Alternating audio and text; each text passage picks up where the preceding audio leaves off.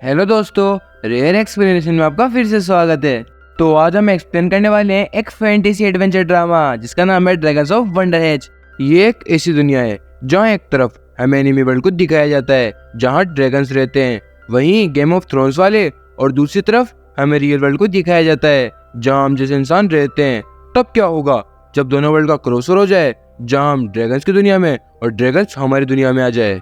तो आइए और सवार हो जाइए हमारी एक्सप्लेनेशन की गाड़ी में, जिसमें हम भाषा के बैरियर को तोड़ते हैं और ज्यादा बकवास न करते हुए हमारी गाड़ी को एक्सप्लेनेशन की ओर मोड़ते हैं और एक्सप्लेन करते हैं हमारे फैंटेसी ड्रामा के एपिसोड नंबर 1 और 2 को एक साथ।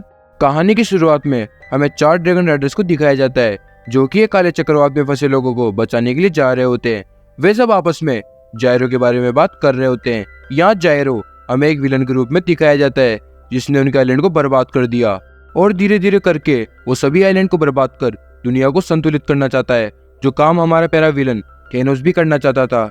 उसका क्या हुआ ये सब आप लोग जानते हो, और इस जाहिर को क्या होने वाला है ये हम आगे देखते हैं। चारों राइडर्स के बीच में हमारे लीडर जिसका नाम अक्ता है, वो बाकी तीनों को गाइड कर रहा होता है कि चक्रवात में कैसे घुसना है। तभी हमें दिखाया जाता है कि अक्ता अपने कानों से कुछ सुनने की कोशिश करता है, और यहाँ हमें पता लगता है कि सभी ड्रैगन राइडर्स के पास सुनने की अद्भुत शक्ति है जिससे वो दूर दूर तक की बातें भी सुन सकते हैं, और यहाँ तक कि सामने वाला मन में क्या बोल रहा है ये भी। काश ये शक्ति मेरे पास भी होती। खैर छोड़ो। फिर हमें आगे बताया जाता है कि सभी ड्रैगन राइडर्स अपनी ड्रैगन की बात को भी समझ सकते हैं, जिसकी मदद से वे उन्हें कंट्रोल करते हैं और आपस में बातें करते हैं। यहाँ पर सभी चक्रवात में जाने का प्लान बना रहे होते हैं, तो चलिए इनको प्लान बनाने देते हैं और हम चलते हैं रियल वर्ल्ड में, जहाँ हमें रियल वर्ल्ड की फीमेल लीड को दिखाया जाता है जिसका नाम नागी होता है। नागी इस वक्त स्कूल में एग्जाम दे रही है। एग्जाम से ज्यादा उसका ध्यान उस कागज के प्लेन पर होता है जो कहीं से उड़कर उनकी क्लास में आ जाता है। नागी उसे देखकर मन ही मन सोचती है कि काश मैं भी आसमान में उड़ पाती। जैसे कागज का प्लेन एक लड़के के बालों के घोंसले में क्रैश होता है, तभी वो अचानक बेहोश हो जाती है और नीचे गिर जाती है। और सपने तो देखो इसके, आसमान में उड़ पाती, जमीन पर तो बैठा नहीं जा रहा है। इसलिए मोम कहती है स्कूल या ऑफिस जाने से पहले नाश्ता कर लिया करो, नहीं तो यही हाल होगा।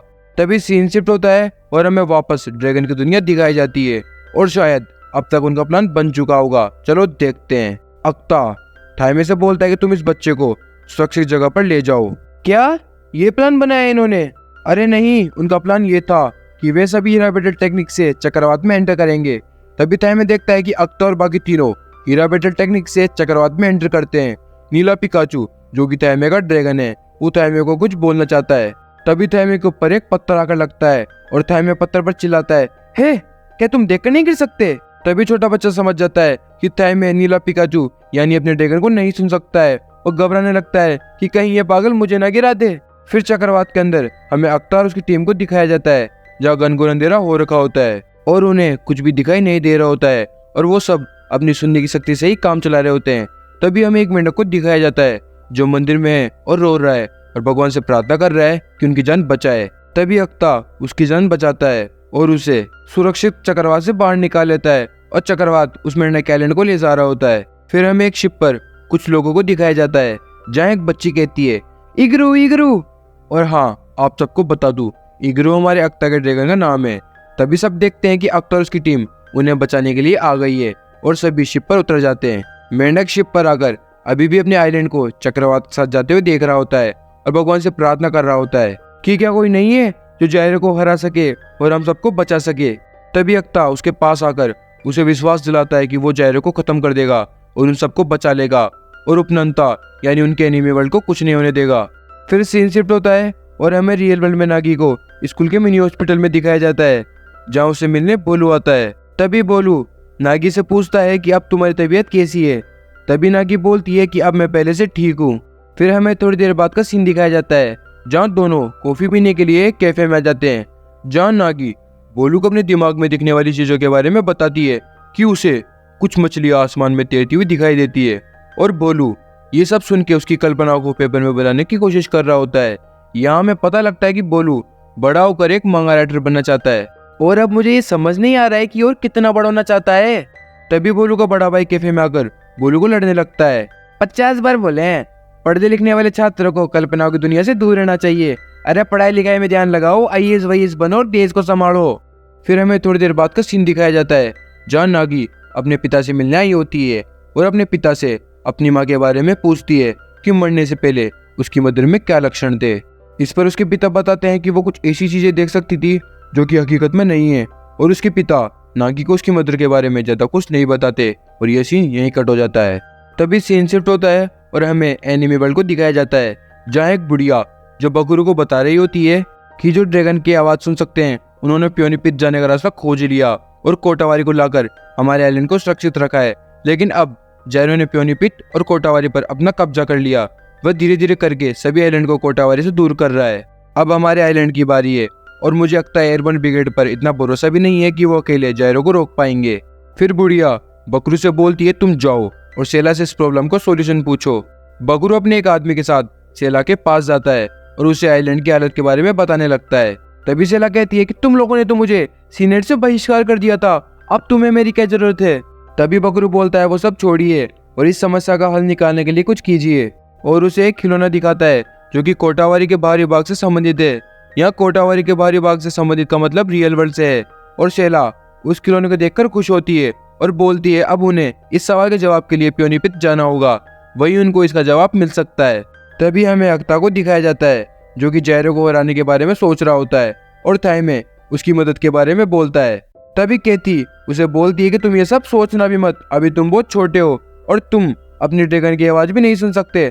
अगर तुम इस सब से दूर रहोगे तो ही अच्छा होगा। फिर सीन शिफ्ट होता है और हमें नागी के पास्ट को दिखाया जाता है, जहाँ 10 साल पहले नागी की माँ को दिखाया जाता है जो कि एक मांगा राइटर होती है। यह मांगा जापानी एनिमे बुक्स है जिनमें ड्राइंग के माध्यम से कहानी बताई जाती है। यहाँ पर एक आदमी उनसे पूछता है कि ये सब आइडिया उनके दिमाग में कैसे आते हैं। वो उसे बताती है कि ये अपने आप होता है, ये सब कहानी और कैरेक्टर उसके दिमाग में अपने आप आते हैं जिन्हें वो कागज पर उतार देती है। फिर हम देखते हैं नागी की माँ ने हमारे ड्रैगन राइडर्स की ड्राइंग बनाई होती है। नागी की माँ नागी से किसी और भाषा में बात करती है जो नागी को समझ नहीं आती, और वैसे समझ में तो मुझे भी नहीं आती। वो कासामी डुमिडुला इसी शब्द को बार बार बोलती रहती है। तभी वो बेहोश होकर गिर जाती है। नागी का पिता उसे संभालता है और कहता है ये सब पागलपन छोड़ दो और नागी के बारे में सोचो। ये सब देखकर वो कितना दुखी रहती है। फिर सीन शिफ्ट होता है जहाँ हमें दिखाया जाता है कि जैरो ने सूर्य ग्रहण लगाकर पूरी दुनिया को लाल कर दिया, और फिर हमें अक्ता को दिखाया जाता है जो कि अपनी टीम को जैरो से लड़ने के लिए मोटिवेट कर रहा होता है।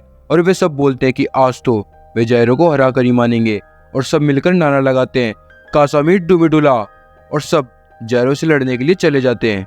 फिर पीछे से थाई सबको गुड लक बोलता है, और अब हमें अक्ता और जैरो के बीच जोरदार फाइट को दिखाया जाता है जहां हमारे चारों बडीज बारी बारी से जैरो पर अटैक करते हैं।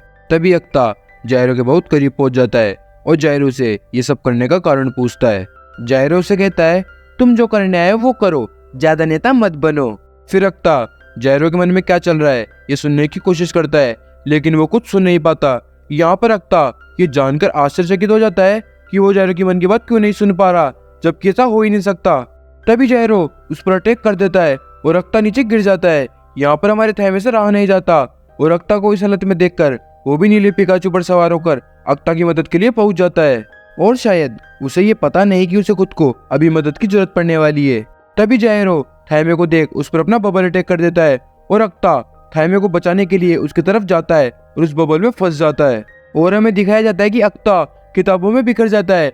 बाकी सब अक्ता को गायब होता देखकर घबरा जाते हैं और थाई को लेकर वहां से भाग जाते हैं। थाई में केती से पूछता है ये सब क्या हुआ, अक्ता कहाँ गया। केती थाई पर गुस्सा करती है और उसे बोलती है कि ये सब तुम्हारी वजह से हुआ है, मैंने तुम्हें पहले ही समझाया था, तुम बीच में मत आना, अब तुम्हारी वजह से अक्ता मारा गया। थाई में बोलता है अक्ता जिंदा है। बाकी सब बोलते हैं अब इन सब बातों का कोई फायदा नहीं, जैसे पहले हमारे कई वीर योद्धा ऐसे ही लड़ते हुए चले गए और वो कभी वापस नहीं आए, उसी प्रकार हमारा लीडर अक्ता भी चला गया। अब जैरो को कोई नहीं रोक पाएगा और सब वहां से चले जाते हैं। थाई में चिल्लाता है कि नहीं, ये नहीं हो सकता, अक्ता भी जिंदा है, मैं उसे ढूंढने जाऊंगा और वो जहाँ कहीं भी हो उसे वापस लाऊंगा। और इसी के साथ हमें अक्ता को दिखाया जाता है वो तो सचमुच जिंदा है, जो कि रियल वर्ल्ड में टेलीपोर्ट हो चुका है और वह इगरू इगरू आवाज लगा रहा है और वह कह रहा है मैं जैरो को हराऊंगा और सबको बचाऊंगा। और फर्स्ट एपिसोड इसी के साथ समाप्त हो जाता है। सेकंड एपिसोड की शुरुआत में हमें थाई को दिखाया जाता है जो अक्ता के जाने के गम में उदास बैठा होता है। तभी नीला पिकाचू इस लड़की अपने नाक से गुब्बारा फुलाती है, वैसे ही गुब्बारा फुलाकर थाई को कुछ बताना चाहता है जो थाई समझ नहीं पाता। फिर दोबारा नीला पिकाचू किताबों को उसके ऊपर फेंकता है और दोबारा उसको समझाने की कोशिश करता है।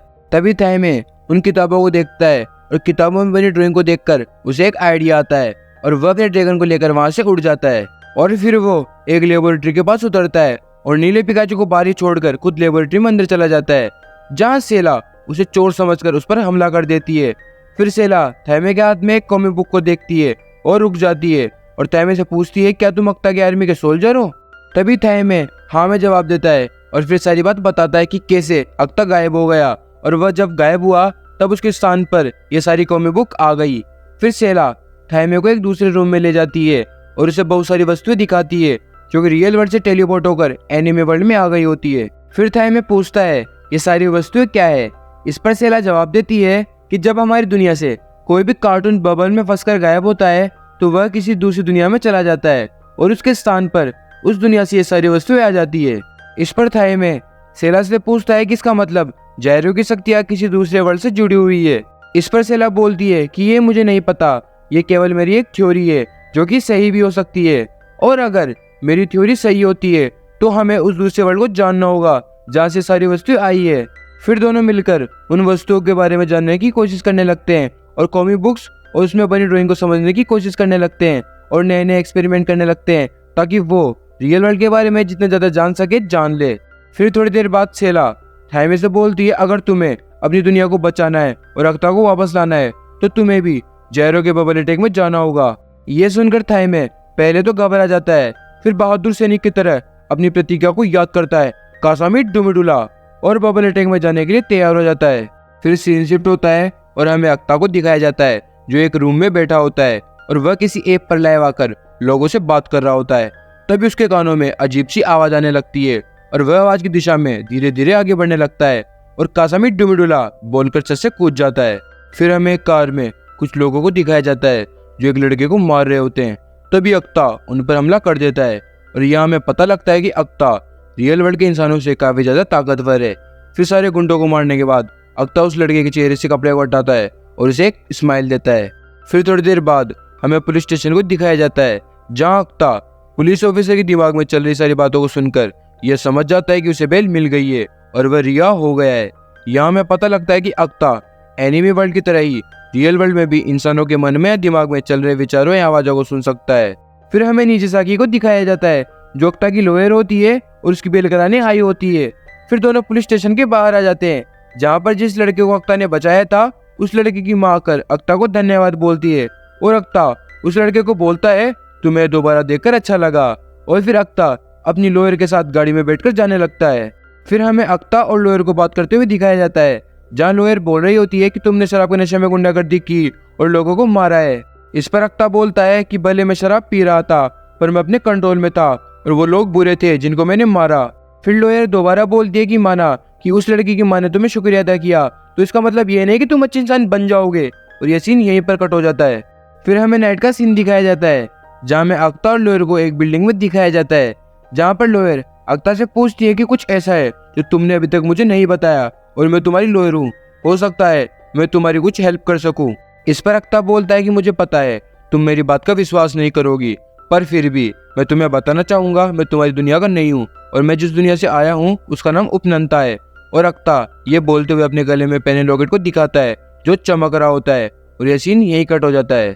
फिर सीन शिफ्ट होता है और हमें नागी को दिखाया जाता है जो अपने पिता के जाने का वेट कर रही होती है और फिर अपने पिता को जाने के बाद वह उस रूम के बाहर आ जाती है जिस रूम में उसकी माँ रहती थी और अपनी इमेजिनेशन की दुनिया को कागज पर उतारा करती थी।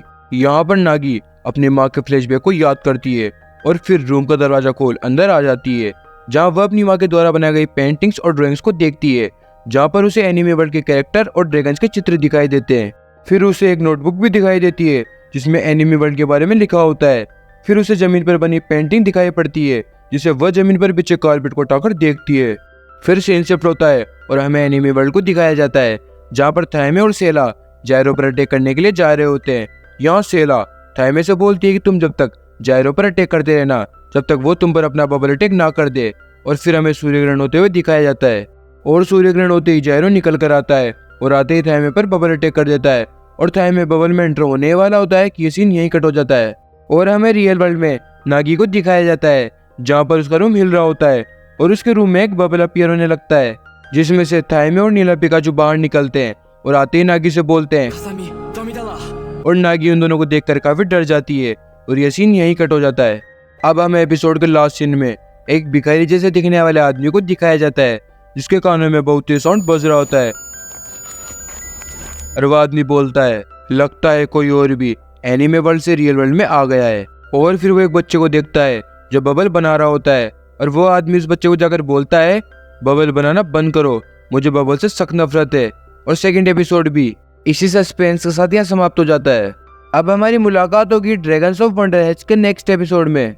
अगर आपको ये एपिसोड पसंद आए तो वीडियो को लाइक और शेयर करें। इसी प्रकार के रेयर एक्सप्लेनेशन देखने के लिए चैनल को सब्सक्राइब जरूर करें। सी यू सून।